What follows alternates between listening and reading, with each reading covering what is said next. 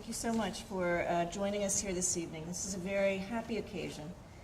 I'm going to start by telling you a story, and then we're going to look at some pictures as we think about what it means to become a physician.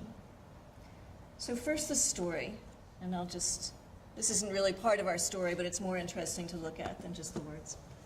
So the story is from about 20 years ago, when I was a medical intern, and so a new doctor.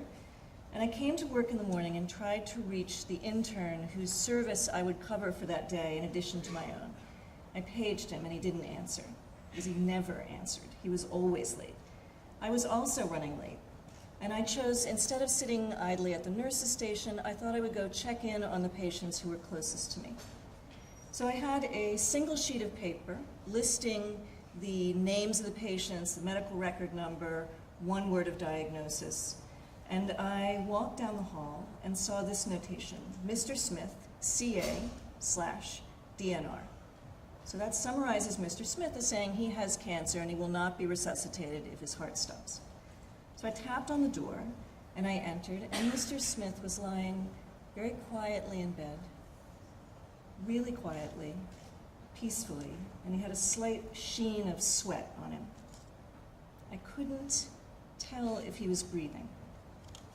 I thought I saw his chest slightly moving, so I thought maybe he was very, very slightly breathing. So I went and checked his neck pulse, and I didn't feel anything, but he was slightly portly. And to be honest, the week before, I had tried to find a neck pulse in my clinic patient who was kind of chubby, and I didn't find anything, and he was sitting there and talking to me, so there was definitely a pulse in there somewhere.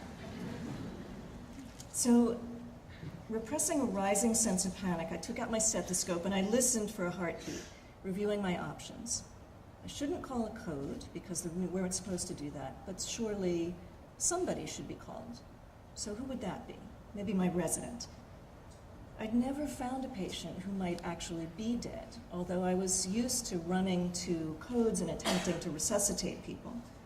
Without a code to call, I wasn't actually sure what to do. Listening carefully, I thought I heard a heartbeat, but then maybe not. And as I leaned intently over the patient, a tap came on the door, and a very sweet-faced woman looked at me inquiringly. Startled, I said, "Please wait outside." And she said, "Why?" "They called me to say my father had died and that I could come and see him." So I paused for a minute and I said, of course. Just give me 1 minute and I'll be out of your way. So she stepped out, and I realized my thing that I needed to do was to sort of regroup and re-scene the scene in front of me. The sheen on the patient was not sweat. It was that the nurses had given him a final bath. He had been cleaned up and sort of arranged for his patients.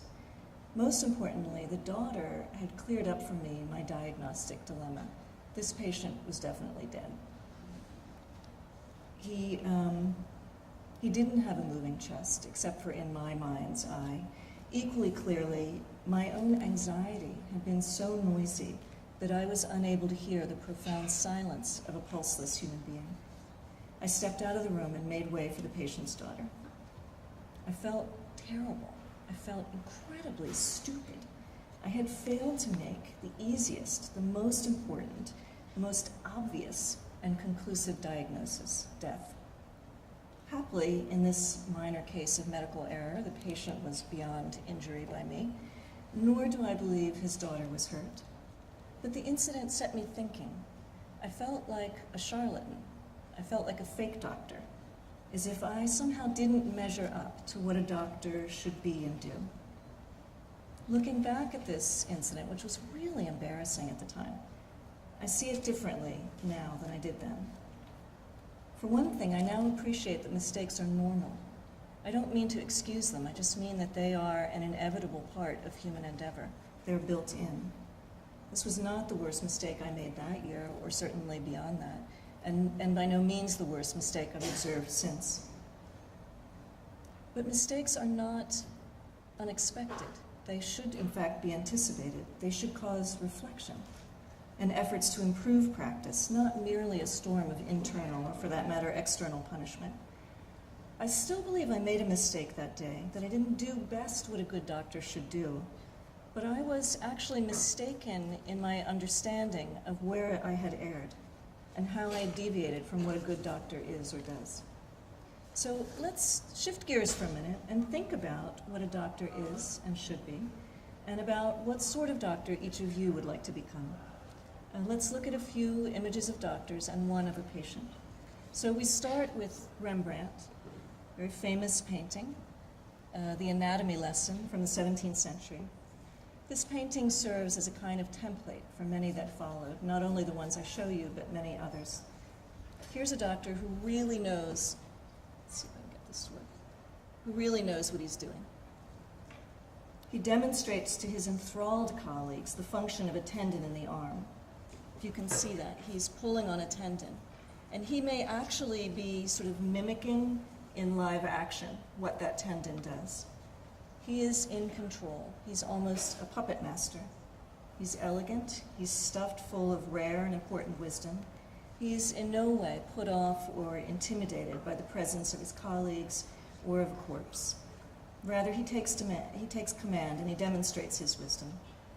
The patient, not an active participant here, this patient is dead, and he is also, in effect, invisible to the physicians. If they look at him at all, really almost no one looks at him, the possible exception of this doctor who's looking only at the tendon. But his face is almost invisible. It's in shadow. It's not important. That's not what anybody's looking at here. He's almost as unobserved as if he were a modern patient draped and prepped on a table for surgery. Let me show you another painting. This is by a student of Rembrandt's, and this is also a 17th century painting.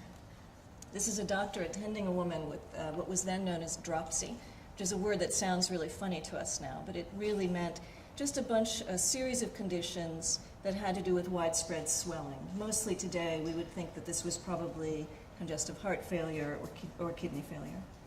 Her doctor, who's, let's see, right here, I don't know if you can see him, he's holding up a flask of urine to the light. So he's doing, in effect, a urinalysis.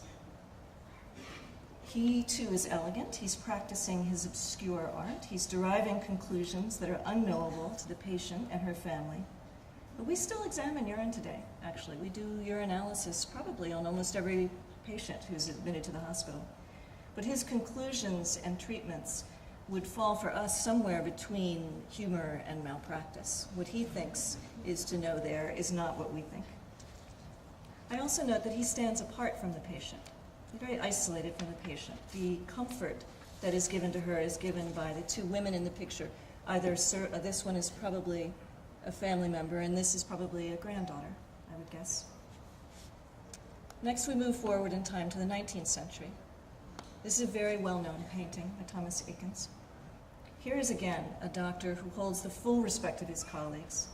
He stands like an Olympian, while others are carrying out his orders. In this case, they are performing a surgical procedure to treat osteomyelitis. The patient, again, as in the earlier painting by Rembrandt that probably influenced this one, is all but invisible. You see a leg.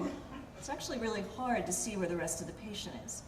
He's probably got his face up here. The only way we know that is that somebody's clamping a cloth over something, and that's probably a chloroform-soaked rag that's over the face of the patient. That's the only indication that we have, really, that there's a person in there, someone who can see and experience things. We also see an observer at the side. Do you see this woman over here? She's horrified. She's turning her face away, and she has her hands up like that. She's pulling away from the horror of cutting the body. The message is really that this is something that must be done, but only by the strong. More compelling, actually, than her reaction to me is the fact that this is very historically accurate. This is probably his wife. In that day, it was thought proper to require a family member of charity patients to be in the room as a token of consent when a prestigious physician operated on a poor patient. So I say a token of consent because this has nothing to do, being forced to experience your husband's surgery has nothing to do with assessing the risks and benefits of whether or not that's a good procedure. Today we wouldn't think of doing that. We wouldn't permit, unless somebody really insisted on it, someone to attend their loved one's surgery. It would be cruel, and it would be unsafe as well. But then, of course, standards different. This practice wasn't that of a bad doctor. This was what the best, the most accomplished doctor thought right to do then. That was the best standard. And perhaps the presence of a family member was intended to prevent the recurrence of earlier scandals that had to do with operating on patients who were in fact completely unwilling to be in the operating room. We know too that nobody here wears sterile clothing, right? No gloves, no gowns, no masks, nothing. We would never do surgery this way today. Dr. Gross actually knew that there had been studies done then that indicated that sterile procedure was really helpful to patients, but he didn't buy that. He didn't believe in it, so he didn't do it. The surgery also occurs, of course, in a wide open room where there's no barrier to any kind of infection to the patient. So this treatment on view represents a really important breakthrough. It also demonstrates what, for us today, looking as modern viewers, would find shocking lapses in both behavior and hygiene. I'm not mocking our predecessors because everything that we know and do is built on what they knew and did. I do observe, though, that the best practices of any given era are rapidly supplanted by further innovations. Knowledge is crucial, but it has a short half-life. Next, we'll look at another 19th century painting. This is by the French painter Gervex. This is one in our series of wise physicians. He is here apparently instructing his colleagues right before doing a mastectomy. So here's our wise physician, and here are his rapt colleagues amazed at what is about to happen. So here we definitely see the patient. She is absolutely a woman. She is in fact a young, beautiful, and sexually appealing woman. Why she needs a mastectomy, not obvious. And that's the point. The contrast between her perfect flesh and the terrible impending act of cutting into her create a kind of thrill, actually, for the viewer. We see scissors in his hand, and basins and bowls, and then just barely in the screen are some fairly scary looking instruments, but they're really almost off stage. So we are, in a way, like the woman in the previous painting. We can't quite bear to look at this. It's hinted at, but the painter's really not going to give it to us straight. Mastectomy was a relatively new treatment then, representing the very latest, the best, the most daring attempts to stave off disease and preserve life. But in the 20th century, the practice of mastectomy became very controversial. There was a firestorm of debate in the 1970s and 80s, focusing on the excessive mutilation of women's bodies and on the psychological trauma to surviving breast cancer patients. Objections to the use of mastectomy became a rallying cry for breast cancer survivors and had a real impact on the practice of medicine, and how it was one of many factors that really radically decreased the use of mastectomy in favor of other treatments that were more sparing. Ironically, some contemporary patients have really flipped things back the other way, where there are women now who are cancer-free but who test positive for the BRCA1 and 2 gene, who on blogs and elsewhere actually militantly advocate for their right to have a mastectomy against their unwilling physicians who were trained in the era when you were supposed to really try to avoid mastectomy. So there's a very funny clash of cultures yet again. The long and the short of it is that it's really impossible for us to look at this painting and see it the way that it was intended. It was meant to represent the progress of science, but for us it raises disturbing questions. On what evidence do these men propose surgery for this woman? And what does this sleeping beauty have to say about it? Why don't we see any evidence of anesthesia, which was also already entering into medical practice at that time? Will the benefits outweigh the enormous risks, particularly of infection? We are meant to see an Olympian, a physician who's nearly a god, but instead, we see a man who forges ahead, blinded to the risks to his patient, and to the flaws in his practice. We turn next to a painting painted by a patient. So this gives us a perspective that was lacking in the previous work. Frida Kahlo suffered throughout her adult life from very serious medical illnesses. She had a terrible car accident as a young adult and had innumerable illnesses stemming from that later. This painting refers to one of her many miscarriages. So she is not a sleeping beauty. You see her body is broken, bleeding, and it's essentially dissected into all of these different non-functioning, kind of broken parts. And this is the lost baby. She doesn't have a doctor, at least not in this painting. She is completely alone. She is there in an industrial landscape. Her message is not about the progress of science, but about how isolating and devastating illness can be despite our modern knowledge. So we've looked at a distinctly non-random selection of paintings of physicians and one of a patient. We'll come to Osler in a minute. There are a lot of other images I could have taken, images of bad doctors or quacks or caring doctors that we could have looked at, but I'm focusing today just on one particular image of doctors, that of the all-knowing physician. Let me summarize my findings. In briefly surveying the historical record, we see how hard it is for even the best physician to attain the Olympian ideal. In looking at these images of great physicians demonstrating important breakthroughs, we can't help but notice as well what they didn't know and what they did wrong. We want medical science to move forward. We want to add to that forward movement. But we also have to acknowledge that the best among us are imperfect. Our contributions will one day be set aside by some future scholar, maybe somebody here today. I'm not asking you to be pessimists. Rather, I'm saying that infallibility is an unreachable goal, which of course you know already.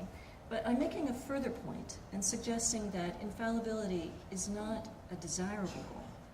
The image of the Olympian physician is not only unattainable, it's not the right model for us. It's not helpful.